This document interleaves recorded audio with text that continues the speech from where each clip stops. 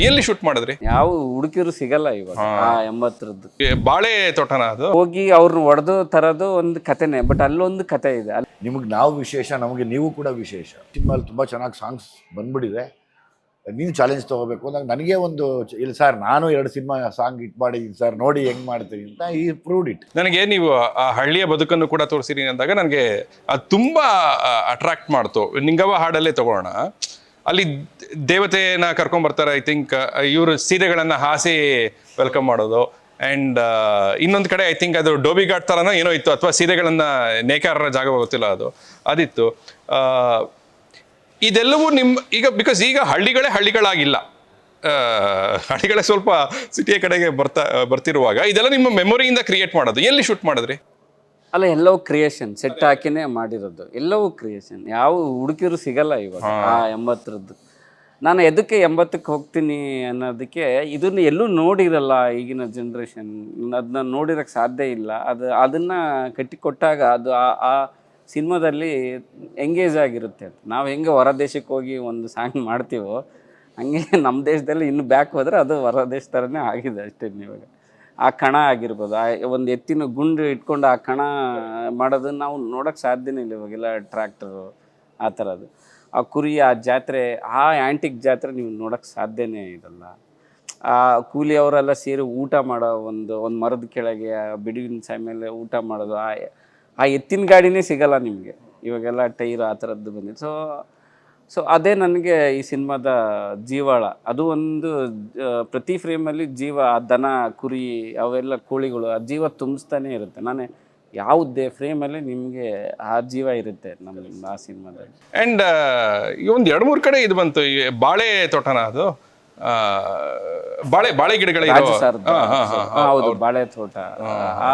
ಅದು ಕೂಡ ಒಂದು ಹೊಸ ವಿಜುವಲ್ ಆಗೇ ಇತ್ತು. ಆ ರೀತಿಯಲ್ಲಿ ನಾನು ಆಕ್ಷನ್ ಅವ್ರದ್ದೊಂದು ಆಕ್ಷನ್ ಸೀಕ್ವೆನ್ಸ್, ಅದನ್ನ ಒಂದು ಹೋಗಿ ಅವ್ರನ್ನ ಹೊಡೆದು ತರೋದು ಒಂದು ಕಥೆನೆ, ಬಟ್ ಅಲ್ಲೊಂದು ಕತೆ ಇದೆ, ಅಲ್ಲೊಂದು ಇಂಟ್ರೆಸ್ಟಿಂಗ್ ಸ್ಟೋರಿ ಇದೆ. ಅವನು ಹೊಡಿಯೋಕ್ಕಾದ್ರೂ ಒಂದು ಟಾಸ್ಕ್ ಕೊಟ್ಟಿರ್ತೀವಿ, ಅದನ್ನ ಮಾಡ್ತಾ ಅವರು ಆ ಟಾಸ್ಕ್ಗೆ ಗೆಲ್ತಾರೆ. ಸೊ ನಿಮ್ಗೆ ಅದೊಂಥರ ಕ್ರೇಜ್ ಥಾಟ್ಸ್. ಅದನ್ನು ಅಂದರೆ ಪ್ರತಿ ಹಂತದಲ್ಲ ಆ ಮಜಾ. ಫೈಟ್ ಅಂದರೆ ಬರೀ ಫೈಟಲ್ಲಿ, ಅಲ್ಲಿ ರಾಜು ಸರ್ ಹೋಗಿ ಒಬ್ಬನ್ನು ಹೊಡೆಯೋದಷ್ಟೇ, ಬಟ್ ಅಲ್ಲೂ ರಾಜು ಸರ್ಗೆ ಒಂದು ಟಾಸ್ಕ್ ಇರುತ್ತೆ. ಅದನ್ನು ನಾವು ಇದು ಮಾಡ್ತಾ ಹೋಗ್ತೀವಿ. ತುಂಬ ಅದ್ಭುತವಾಗಿದೆ. ನನಗೆ ಭಾಳ ಇಂಟ್ರೆಸ್ಟ್ ಅದು ಆ್ಯಕ್ಚುಲಿ. ಆ ಟಾಸ್ಕ್ ಕಂಪ್ಲೀಟ್ ಮಾಡಿ ಅವರು ಎಂಟ್ರಿ ಕೊಟ್ಟು ಅದೇನೊಂದು ತಲೆ ಮೇಲೆ ಹಿಂಗೆ ಇಟ್ಕೊಂಡು ಹೋಗೋದು ನನಗೆ ಭಾಳ ಒಂದು ಒಬ್ಬ ಕಿಂಗ್ನ ನಾನು ನಮ್ಮದೇ local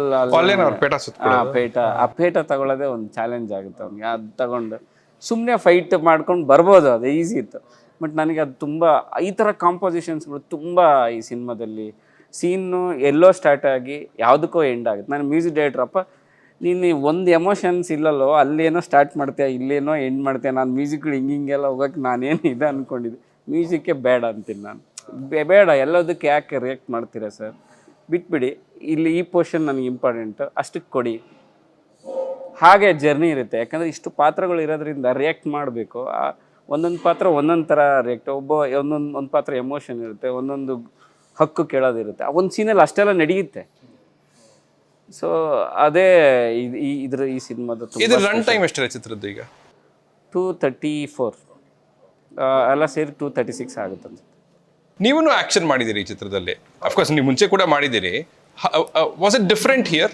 no, it was not different, but ya, it was good, ಚೆನ್ನಾಗಿತ್ತು. Do you enjoy action usually? ಅಂದ್ರೆ ಒಂದು ಲೆವೆಲ್ ತನಕ ಎಂಜಾಯ್ ಮಾಡ್ತೀನಿ. ಈಗ ಹೇಗಾಗಿದೆ ಅಂದ್ರೆ, ಈಗ ನಮಗೆ ಓಕೆ ರಾಜ್ ಆಕ್ಷನ್ ಮಾಡಿದ್ರೆ ಇದು ಹೀಗೆ ಕಾಣುತ್ತೆ ಅಂತ you have already trained us. And ಇದ್ರಲ್ಲೂ ಕೂಡ ಕೆಸರಲ್ಲಿ that was a wide jump ಅಂತ ನನಗೆ ಅನ್ನಿಸ್ತು. ಯುವರ್ ಫ್ಲೆಕ್ಸಿಬಿಲಿಟಿ ಹೆಲ್ಪ್ಸ್ ದೇರ್ ಅಂತ ನನಗೆ ಅನ್ಸುತ್ತೆ. ಫ್ಲೆಕ್ಸಿಬಲ್ ಇದೀನಿ, ಕಾಣಿಸಲ್ಲ, ಗೊತ್ತಾಗತ್ತೆ ಕೂಡ.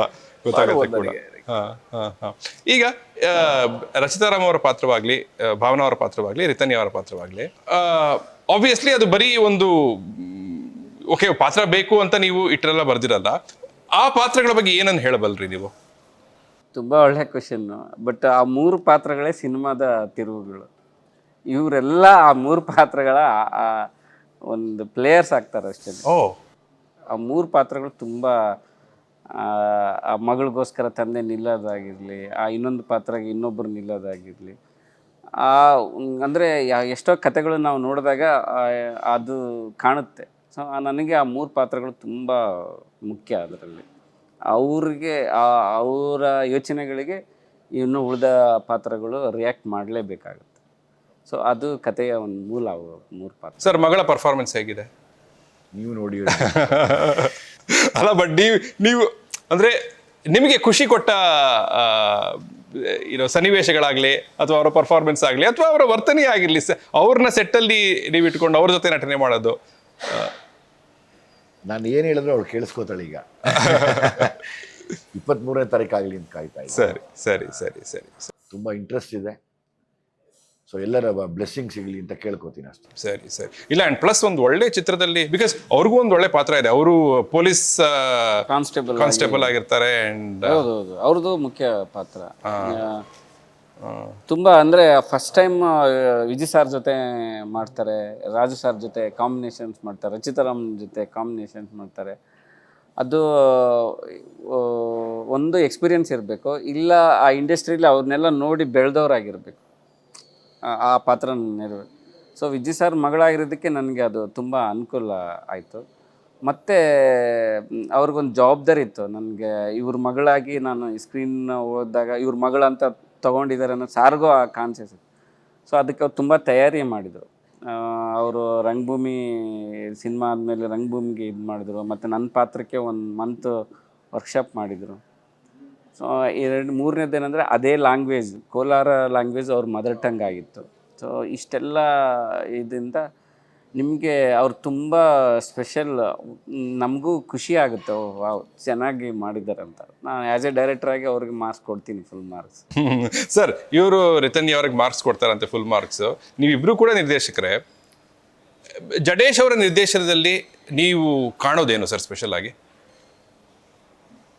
ಕತೆ ತುಂಬ ಚೆನ್ನಾಗಿರುತ್ತೆ. ಬರವಣಿಗೆ, ಕತೆ ಮತ್ತು ಬರವಣಿಗೆ ಎರಡು ಇಂಟ್ರೆಸ್ಟಿಂಗ್ ಅನಿಸುತ್ತೆ ಯಾವಾಗಲೂ. ಯಾಕಂದರೆ ನಮ್ಮಲ್ಲಿ ಕೊರತೆ ಇರೋದೇ ಅದು. ಸೊ ಹಂಗಾಗಿ ನಾನು as A director first place ಕೊಡ್ತೀನಿ ಅದಕ್ಕೆ. ಅಂದರೆ ಆ ಕಥೆಗಳು ಹಂಗಿದ್ದಾಗ ನಮ್ಮಂಥವ್ರಿಗೂ ಕೆಲಸ ಸಿಗುತ್ತೆ, ನಾವು ರೆಪ್ರೆಸೆಂಟ್ ಮಾಡ್ಬೋದು, ಏನೇನೋ ವಿಷಯಗಳ ವಿರುದ್ಧ ನಿಲ್ಬೋದಲ್ಲ ಅನ್ನೋ ಒಂದು. Correct correct correct correct. ಇದನ್ನ ಓಕೆ, ಪ್ಲೀಸ್ ನಿಮ್ಮ ಅಸೆಸ್ಮೆಂಟ್ ಆಫ್ ಬರವಣಿಗೆ ಅವ್ರು ಹೇಳಿದ್ರು. ಒಂದೇನಂದ್ರೆ ಆಕ್ಟರ್ಸಿಗೆ ಆಕ್ಟ್ ಮಾಡೋದಕ್ಕೆ ಒಂದು ಸ್ಪೇಸ್ ಇರುತ್ತೆ, ಕೆಲವು ಕಡೆ ತುಂಬಾ ರಿಸ್ಟ್ರಿಕ್ಷನ್ ಇರುತ್ತೆ. ಅಂದ್ರೆ ರಿಸ್ಟ್ರಿಕ್ಷನ್ ಅಂದ್ರೆ ನಾವೊಂದು ಏನೋ ಒಂದು ಪ್ಲೇ ಮಾಡೋದಕ್ಕೂ ಕೂಡ ಒಂದು ಫ್ರೀಡಮ್ ಇರಲ್ಲ. ಸೊ ಇಲ್ಲ ಆ ಥರ ಅಲ್ಲ. ಅಂದ್ರೆ ಅವರಿಗೆ ಎದುರುಗಡೆ ಒಂದು ಸೀರಿಯಸ್ ಆಗಿ ತಗೊಂಡಿದ್ದಾನೆ ಅಂದ್ರೆ ನಾವೇನೋ ಒಂದು ರಿಸರ್ಚ್ ಮಾಡಿ ಹೀಗೆಲ್ಲ ಇದೆ ಇದ್ರದ್ದು ಪಾಸಿಬಿಲಿಟಿ, ಇದೆಲ್ಲ ಏನ್ ಮಾಡ್ಬೋದು ಅಂದ್ರೆ ಅವ್ರು ಅದಕ್ಕೆ ಓಪನ್ ಇದ್ದಾರೆ. ಹಾಗಾಗಿ ನಿಮ್ಗೆ ಆಕ್ಟ್ ಮಾಡ್ಬೇಕಾದ್ರೆ ನಿಮ್ಗೊಂದು ಥ್ರಿಲ್ ಸಿಗುತ್ತೆ. ಇಲ್ಲಾಂದ್ರೆ ಏನಾಗುತ್ತೆ, ತುಂಬಾ ಸಲ ಅಂದ್ರೆ ಡೈರೆಕ್ಟರ್ ಅಷ್ಟು ಯೋಚನೆ ಮಾಡಿ ರಿಸ್ಟ್ರಿಕ್ಟ್ ಮಾಡಿದ್ರೆ ತೊಂದರೆ ಇಲ್ಲ, ಬಟ್ ಸುಮ್ಮನೆ ರಿಸ್ಟ್ರಿಕ್ಟ್ ಮಾಡ್ಬಿಡ್ತಾರೆ, ಅದ್ರದ್ದೊಂದು ಓಪನ್ನೆಸ್ಸೇ ಇರಲ್ಲ. ಬಟ್ ಆ ರಿಸ್ಟ್ರಿಕ್ಷನ್ ಯಾವತ್ತೂ ಇಲ್ಲ ಜಡೇಶ್ ಡೈರೆಕ್ಷನ್ ಅಲ್ಲಿ. ಸರ್, ಇಷ್ಟು character artist, bad word, but then ಇಷ್ಟು ಪಾತ್ರಗಳಿವೆ ಅಲ್ಲ, ಅವ್ರೆಲ್ರಿಗೂ ಸ್ಪೇಸ್ ಇದೆಯಾ? ರಾಜ್ ಅವ್ರು ಹೇಳಿದ್ರು ಎಲ್ರಿಗೂ ಒಂದು ಮುಖ್ಯತ್ವ ಇದೆ, ಎಲ್ರಿಗೂ ಒಂದು ಸ್ಪೇಸ್ ಇದೆ ಅಂತ. ಅದೇ ಈ ಕಥೆಯ ವಿಶೇಷ. ಅದೇ ಎಲ್ರಿಗೂ ಒಂದು ಅವ್ರದ್ದೇ ಆದ ಒಂದು ಅಸ್ತಿತ್ವ ಇದೆ. ಆ ಸಿನಿಮಾದಲ್ಲಿ ಮೆರೆಯಕ್ಕೆ ಹೋಗ್ತಾರೆ, ಅದ್ರದ್ದೇ ಕತೆ ತಿರುವುಗಳು, ಅದ್ರದ್ದೇ ಇದಾಗುತ್ತೆ. ಬಟ್ ಬೇರೆ ಯಾವುದು ಇದು ಅನವಶ್ಯಕ ಅಂತ ನಿಮಗೆ ಅನ್ಸೋದೇ ಇಲ್ಲ, ಒಂದು ಪಾತ್ರನೂ ಅನ್ಸೋದಿಲ್ಲ. ಅದಕ್ಕೋಸ್ಕರ ನಾನು ಅದಕ್ಕೆ ಸಂಬಂಧಪಟ್ಟ ಪಾತ್ರಗಳು, ಆ ಕ್ಯಾರೆಕ್ಟರು, ಡಿಸೈನ್ಸ್, ಅಪಿಯರೆನ್ಸಿಂದ ತುಂಬ ವರ್ಕ್ ಮಾಡಿದ್ದೀನಿ. ಸೊ ಅದೇ ಈ ಸಿನಿಮಾದ ವಿಶೇಷತೆ. ಮತ್ತು ಅದು ಕ್ರೆಡಿಟ್ ಸಾರಿಗೆ ಕೊಡ್ತೀನಿ. ಸಾರು ಇದ್ದು ಅದನ್ನೆಲ್ಲ ಹಾಗೆ ಬಿಟ್ಟು ಅವ್ರು ಹೇಳೋದು ನನಗೆ, ನನ್ನ ಸೆಂಟ್ರಿಗೆ ಯಾವತ್ತಿಗೂ ಕೂಡಿಸ್ಬೇಡ, ಎಲ್ಲ ಪಾತ್ರಗಳು ಗೆದ್ದಾಗ ನಾನು ಗೆಲ್ತೀನಿ. ನಾನು ಸಲಗ ಮಾಡಿದ್ದು ಅದೇ, ಭೀಮ ಮಾಡಿದ್ದು ಅದೇ, ನೀನು ಅದನ್ನೇ ಮಾಡಿದೀಯ, ಅದನ್ನ ಅಚೀವ್ ಮಾಡು ಅಂತ. ಸೊ ನನಗೆ ಹೀರೋನೇ ಹಂಗೆ ಬೆನ್ನು ತಟ್ಟಿದಾಗ ನನಗೆ ತುಂಬ ಫ್ರೀಡಮ್ ಆಯಿತು. ಅವ್ರ ಎದುರುಗಡೆ ಯಾವ ಪಾತ್ರನೂ ಎತ್ಬೋದು, ಯಾವ್ದು ಪಾತ್ರನೂ ಇದು, ನನಗೆ ಯಾವುದೇ ರಿಸ್ಟ್ರಿಕ್ಷನ್ಸ್ ಇಲ್ಲ. ಅವಾಗ ನನಗೆ ಅದು ಫ್ರೀಡಮ್, ತುಂಬ ದೊಡ್ಡ ಫ್ರೀಡಮ್ ಅದು ನನಗೆ. ಯಾಕಂದರೆ ಸೆಟ್ಟಲ್ಲಿ ಯಾರೂ ಏನೂ ಕೇಳಲ್ಲ, ಯಾರಿಗೂ ಗೊತ್ತಿರಲ್ಲ, ಗೊತ್ತಾಗದೆ ಹೀರೋಗೆ. ಅವರು ಅದು ನನಗೆ ಫ್ರೀಡಮ್ ಆಗಿಬಿಟ್ಟಾಗ ನನಗೆ ನಿನ್ನೇನು ಇಲ್ಲ. ಅದೇ ನೋಡ್ತಾ ಇದ್ದೆ ಒಂದು ವಿಡಿಯೋ, ಅವ್ರು ಯಾವ ಲೆವೆಲ್ಗೆ ಹೋಗ್ಬಿಡ್ತಾರೆ ಅಂದರೆ, ಅವರು BTS ವಿಡಿಯೋ ಮಾಡ್ತಾ ಇದ್ದಾರೆ, ಎಲ್ಲರ ಹತ್ರ ಮಾತಾಡಿಸ್ಕೊಂಡು, ಇವರು ರಚಿತಾರಾಮ್ ಅವರ ಡ್ರೈವರು, ಇವರು ಅದು ಅಂತ. ಸರ್, ಈಗ ಅದು ಹೇಳಿದ್ರಲ್ಲ, ಇಲ್ಲ ನೀನು ಎಲ್ಲರೂ ಪಾತ್ರವಾಗಿ ನೋಡು, ಅವ್ರಿಗೆ ಮುಖ್ಯತ್ವನ ಕೊಡು ಅಂತ. ಇದರ ಹಿಂದೆ ಇರೋದು ಆಬ್ವಿಯಸ್ಲಿ ಕತೆ ಚೆನ್ನಾಗಾಗ್ಲಿ ಅಂತ, but at the same time ಕೊನೆಗೆ ಹೀರೋನೇ ಮೇಲ್ ಬರೋದು ಅನ್ನೋ ಒಂದು ಥಾಟು ಇರುತ್ತಲ್ವಾ? ಈಕ್ವಾಲಿಟಿ. ಲವ್ಲಿ. ಈಗ ನಿಮಗೆ ನಾವು ವಿಶೇಷ, ನಮಗೆ ನೀವು ಕೂಡ ವಿಶೇಷ, ಹಂಗಿದ್ದಾಗಲೇ ಚೆನ್ನ ಅದು. ಅದನ್ನು ತುಂಬ ಯಾವಾಗಲೂ ನಾನು ಇರೋ ಜಾಗದಲ್ಲೆಲ್ಲ ಬಯಸ್ತೀನಿ ನಾನು. ಸರಿ ಸರಿ. ಇನ್ನೊಂದು ನಾನು ಕೇಳಬೇಕು ಅಂತಿಲ್ಲ ಸರ್, ಈಗ ನೀವು ಚರಣ್ ರಾಜ್, ನಿಮ್ದು ಚರಣ್ ರಾಜ್ ಅವರದೊಂದು ಅದ್ಭುತವಾದ ಕಾಂಬೋ. ಬೈ ಎನಿ ಚಾನ್ಸ್ ಹೇಳಿದ್ರೆ ಇಲ್ಲ ಚರಣ್ ಹಾಕೊಳ್ಳೋಣ ಇದಕ್ಕೆ ಅಂತ? ಇಲ್ಲ ಪಾಪ, ಇಲ್ಲ, ಅವ್ರಿಗೆ ಬಿಟ್ಬಿಟ್ರಿ. ಈಗ ಒಬ್ಬ ಡೈರೆಕ್ಟರ್ಗೆ ಅವ್ರದ್ದೇ ಆದ ಇದಿರುತ್ತೆ. ನಾನು ಹೇಳಿದೆ ಹುಷಾರು, ನಾನು 2 ಸಿನಿಮಾಲಿ ತುಂಬ ಚೆನ್ನಾಗಿ ಸಾಂಗ್ಸ್ ಬಂದ್ಬಿಟ್ಟಿದೆ, ನೀನು ಚಾಲೆಂಜ್ ತೊಗೋಬೇಕು ಅಂದಾಗ ನನಗೆ ಒಂದು ಇಲ್ಲ ಸರ್, ನಾನು 2 ಸಿನಿಮಾ ಸಾಂಗ್ ಹಿಟ್ ಮಾಡಿದ್ದೀನಿ ಸರ್, ನೋಡಿ ಹೆಂಗೆ ಮಾಡ್ತೀನಿ ಅಂತ ಈ ಪ್ರೂವ್ಡ್ ಇಟ್ ಆ ವಿಷಯದಲ್ಲಿ. ಬಟ್ ನೀವು ಅಜನೀಶ್ ಅವ್ರ ಜೊತೆನೇ ಹೋಗ್ಬೇಕು ಅಂತ ಫಿಕ್ಸ್ ಆಗಿದ್ರೆ? ಹೌದು, ನಾನು ಅದು ಭಯ ಇತ್ತು. ಇವರು ನನಗೆ ಚರಣ್ ಸರ್ ಹತ್ರ ಹೋದಾಗ ಈಸಿ, ಇವ್ರ ಮೇಲೆ ಎತ್ತಾಕ್ಬೋದು. ಬಟ್ ಅಜನೀಶ್ ಆದರೆ ನಂದೇ ಓನ್.